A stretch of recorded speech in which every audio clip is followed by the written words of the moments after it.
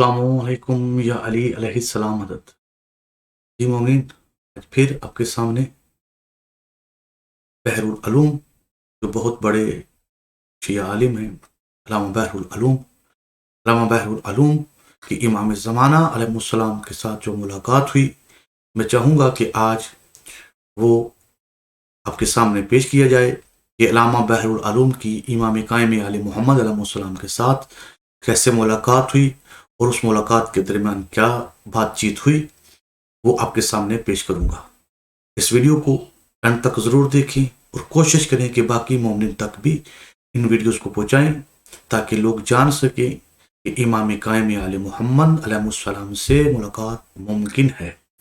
अगर हमने अपनी तरफ से अच्छे तरीके से कोशिश की और जिन जिन चीज़ों से इमाम अलैहिस्सलाम ने रोका है, अगर हमने उनको ना किया, तो हम अपने वक्त के इमाम अलैहिस्सलाम से राब्ता कर सकते हैं, मुलाकात कर सकते हैं। तो आए, सबसे पहले हम चलते हैं ताकि देखें कि इस किताब के अंदर ये कौन सी किताब है जिसके अंदर ये हवाला, या ऐसी सैकड़ों किताबें हैं जिसके अंदर ये हवाला मौजूद है, ये बात मौजूद है, लेकिन मैं जिस किताब से आपके सामने पेश कर रहा हूँ, मेरा ख्याल है कि सबसे पहले हम उस किताब की तरफ चलते हैं ताकि आप देख सकें कि उस किताब के अंदर क्या लिखा हुआ है। यकीनन आपको आपकी आंखों के सामने ये वाकया लिखा हुआ है, लेकिन मैं सबसे पहले आपको किताब की तरफ लेके चलूंगा ताकि किताब के अंदर जाके हम देखें कि किताब के अंदर क्या लिखा हुआ है।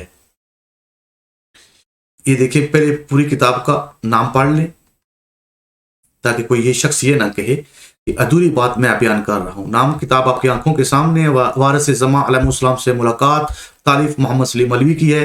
ये मकतबा अल रज़ा से ये जो पब्लिश हुई है। अब आगे चल के हम इस किताब को देखते हैं, जहां पर ये बात मौजूद है वहां चल के आपकी आंखों के सामने इस पूरे वाक़या को पेश करते हैं।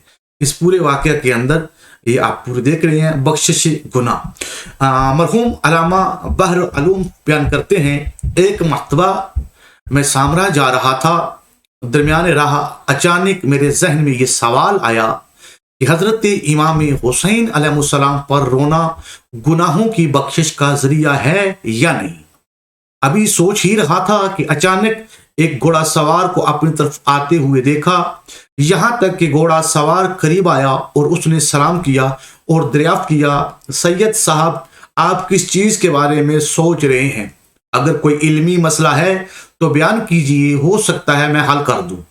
मैंने कहा, मैं सोच रहा हूं कि आखिर खुदाए रहीम और करीम हजरत इमाम हुसैन अलैहिस्सलाम के ज़ायरीन को किस तरह इतना ज्यादा सवाब अता कर सकता है कि हजरत अलैहिस्सलाम की ज़ियारत के लिए जो शख्स चलता है तो हर कदम के एवज एक हज और उम्रा का सवाब उसके नाम अमाल में लिख दिया जाता है।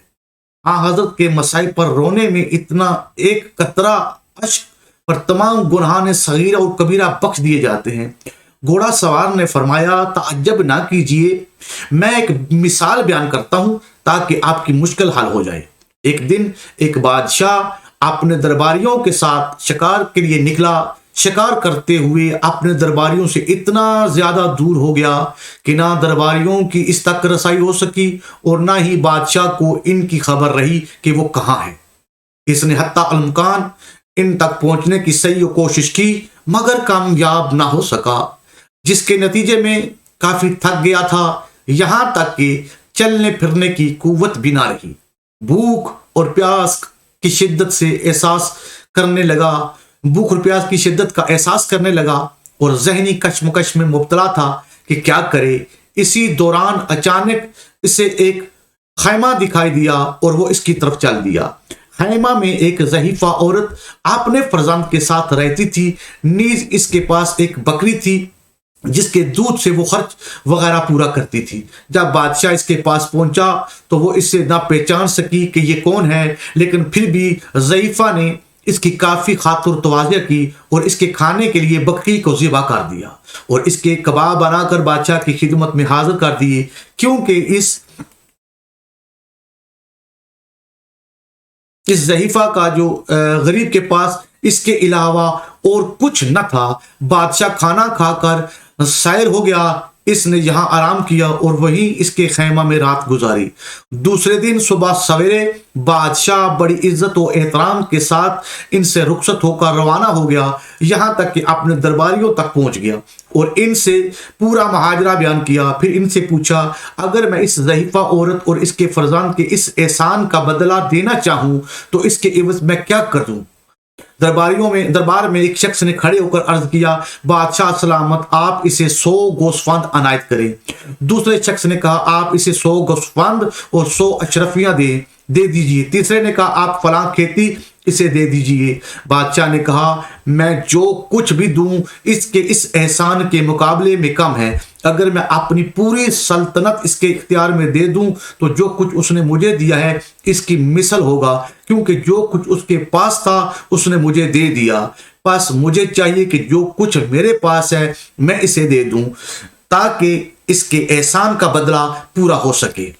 اس کے بعد گھوڑے سوار نے فرمایا، اے جناب بحر العلوم، حضرت امام حسین علیہ السلام کے پاس جو کچھ تھا، مال و زر، اہل و عیال، بہن بھائی، حتیٰ خود اپنی جان، سب رائے خدا میں دے دیا۔ اب خدائے واحد اپنی خدائی دے تو نہیں گا، لہٰذا اگر حضرت کے ظاہرین اور رونے والوں کو اس قدر ثواب عطا فرمائے تو آپ کو تعجب نہیں کرنا چاہیے، اور یہ اس لیے یہ بہت آسان اور معمولی سا کام ہے۔ یقیناً اس ذات کبریا کی عطا لامحدود، اس کی بخشش لامحیط، اور اس کا کام بے مثال ہے جس کا کوئی اندازہ نہیں لگا سکتا۔ جس گھوڑا سوار یہ کہہ کر چپ ہوئے تو اچانک میں ان کی طرف متوجہ ہوا، مگر وہ خود موجود نہ تھے، جس کے بعد میری حیرت کا ٹھکانہ نہ رہا، اور پھر میرے ذہن میں آیا کہ یہ حضرت امام زمان علیہ السلام تھے، کوئی اور نہیں۔ میں نے اطراف میں تاحد نظر ہر طرف دیکھا، مگر حضرت کے دیدار مبارک کا شرف دوبارہ حاصل نہ ہو سکا، اور حسرت یاس کا ایک طوفان میرے دل میں سمایا۔ یقیناً مومنین، آپ نے یہ واقعہ دیکھ لیا جو کتاب کے حوالے کے ساتھ میں نے آپ کے سامنے پیش کیا، تاکہ کوئی شخص یہ نہ کہے کہ میں نے اپنی طرف سے کوئی بناوٹی بات آپ کے سامنے پیش کی۔ ایسے واقعات کتب کے اندر بہت زیادہ موجود ہیں، اور میں انشاءاللہ کوشش کروں گا کہ اسی طرح ویڈیو کی شکل میں وہ آپ کے سامنے پیش کرتا رہوں۔ دعاؤں میں یاد رکھے گا۔ السلام علیکم۔ یا علی علیہ السلام مدد۔